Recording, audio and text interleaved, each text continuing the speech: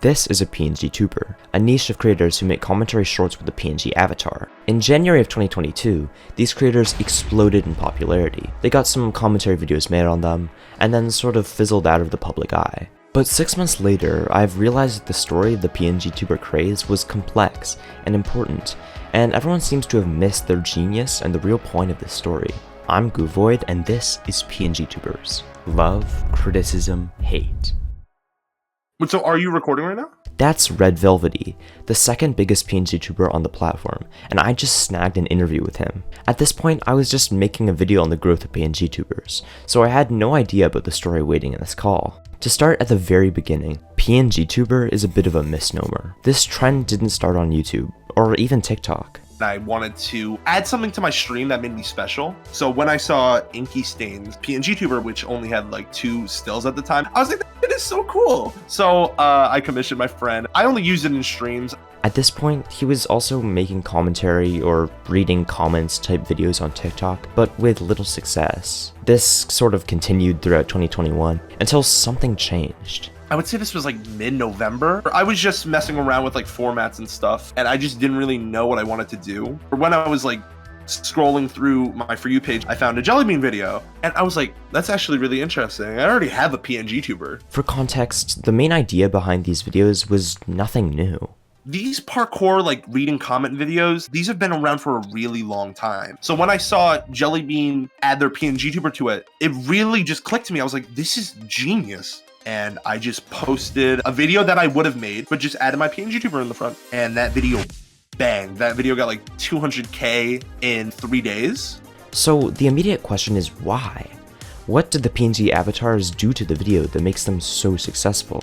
The most basic answer is that different characters let viewers distinguish creators from each other, but it obviously goes deeper than that. Having a character, a face, however stylized, forges a stronger connection with viewers. This is adding, for a lack of a better term, like personability. It's giving a connection between the viewer and the content creator. It seems that as YouTube progresses, what is becoming popular are creators with a stronger connection to the creator behind the content, rather than the content itself. A great example of this is Ryan Trahan's use of genuine emotion in his content that I talked about in a previous video. Maybe YouTube is becoming a game of pushing connection as far as possible without entering a parasocial relationship with the viewer. But Red wasn't thinking about these things at the time. He was caught up in the growth and doubling down. In my head, I'm like, this is working. So of course I just kept doing it. I was like re-uploading my videos to YouTube Shorts because my friend told me to. Practically overnight, he exploded in popularity. I think I did the numbers. It was 600K subscribers in 3 days. All the kids in my school were talking about it. I was just in Discord calls back and forth. Even when that was happening, I was telling my friends, this is too much. A small country was created overnight, and Redvelvety was the off-guard leader. I was like, I don't know if either I'm just gonna fizz out. I don't know if this is gonna get me a lot of hate. This online presence had suddenly become serious, a massive unknown. And no one can be prepared for that. I don't think I hold the capabilities to entertain 800,000 people. No one does. At some point, the numbers get so big that it becomes impossible to keep every individual audience member in your head. As Redvelvety was adjusting to his new platform, his growth did not go unnoticed. With success comes criticism. An absolute cringe, Lord.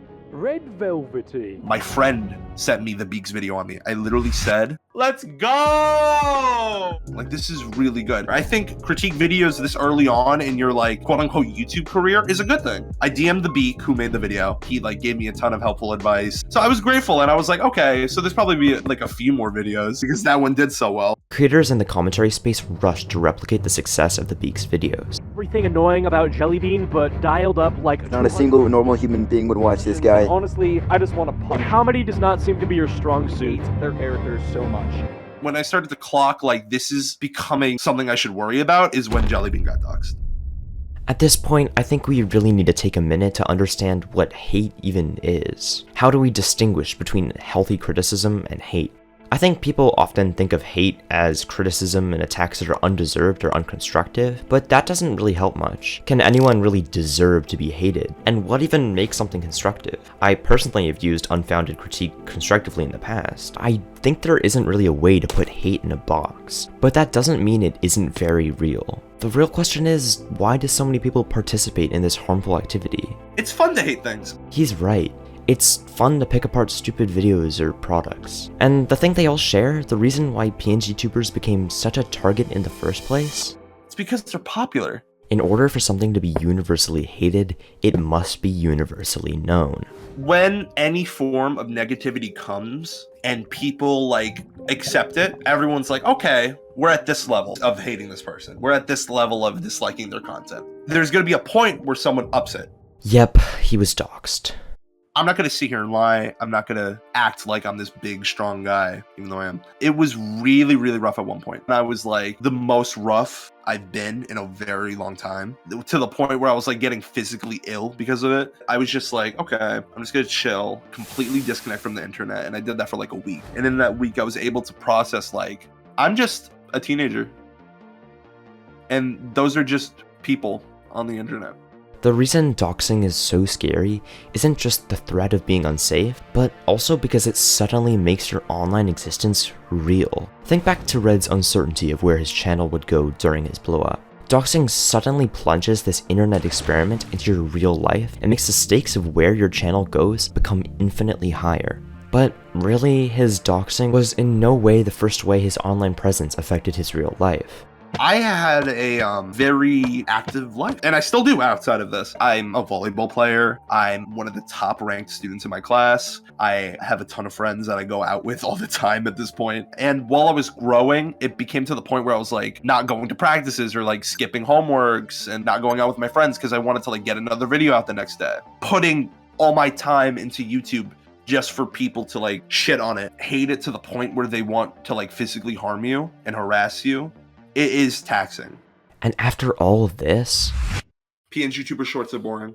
I could be so much more than a PNGtuber clone. I feel like I have a lot of ideas, in my opinion, skills that I could be spending and using on more. The most interesting thing is I was gonna do a unboxing long form video, and from there I was gonna continue doing long form videos. And I was editing that video when the first critique video came out on me. I just want to make long form videos. I really do think I could do it. Straight up, just all this stuff that's happened has prevented me from doing so. the very people complaining about the content he was making prevented him from changing it. This puts everything in a new perspective. But 6 months later, has he done it? Has he made the jump to long form? Not really. He made one 7-minute video in March, but since, nothing but shorts. Is this because of the performance on his first long form video? Or maybe he's fallen back in love with the format. Whichever way, I hope he finds success and fulfillment. I also hope you now better understand what really happened in the PNGtuber craze, or at least Redvelvety's perspective, and I hope you really enjoyed. Subscribe for more like this. You know what, just leave a comment saying what you thought of the video. This video was sort of a new style, but I know I can do it better than this, so see you then, bye.